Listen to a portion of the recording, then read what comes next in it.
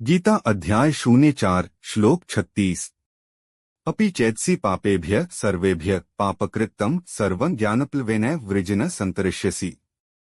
पाप अर्थात वह दुष्कर्म जो मन सहित किए हों और उनका प्रतिफल कई गुना दुखों को भोग कर दिया जाता है।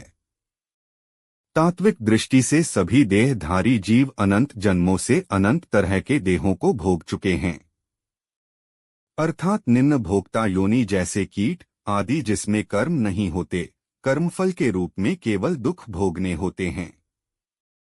देवयोनियां जो स्वर्ग आदि में जीव जाकर सुख भोगता है, सभी जीव अनंत बार इन दोनों तरह की योनियों में आ और जा चुके हैं। लेकिन पाप तो अनंत है, जिनके कर्मफल भोगने के लिए भी अनंत जन्म चाहिए होंगे और तब तक अनंत कर्म और जुड़ चुके होंगे। ऐसे पापियों में भी जो महापापी हैं, अर्थात अभी भी लगातार दुष्कर्मों से अपने को नहीं हटा रहे हैं, ऐसे महापापी भी दिव्य ज्ञान की प्राप्ति से इस संसार, जिसमें उसे सारे कर्मफल भोगने हैं, से पार पा सकता है। दिव्य ज्ञान अर्थात ईश्वर व सत्य का ज्ञान कि जीव माया का हिस्सा नहीं है, केवल देही जड़ माया का हिस्सा है और जो भी कर्म है वह केवल प्रकृति में अर्थात माया में ही है। हम ईश्वर का अंश है, कर्म हम में है ही नहीं।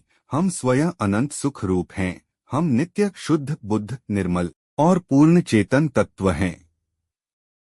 इस ज्ञान के बोध प्राप्ति से ही जीव तुरंत माया से अलग हो जाता है और माया अपना जाल ठीक उसी तरह हटा लेती है जैसे सूर्य के सामने से वायु बादल हटा देती है और जीव अपने मूल स्वरूप ब्रह्मा चेतन को प्राप्त कर लेता है।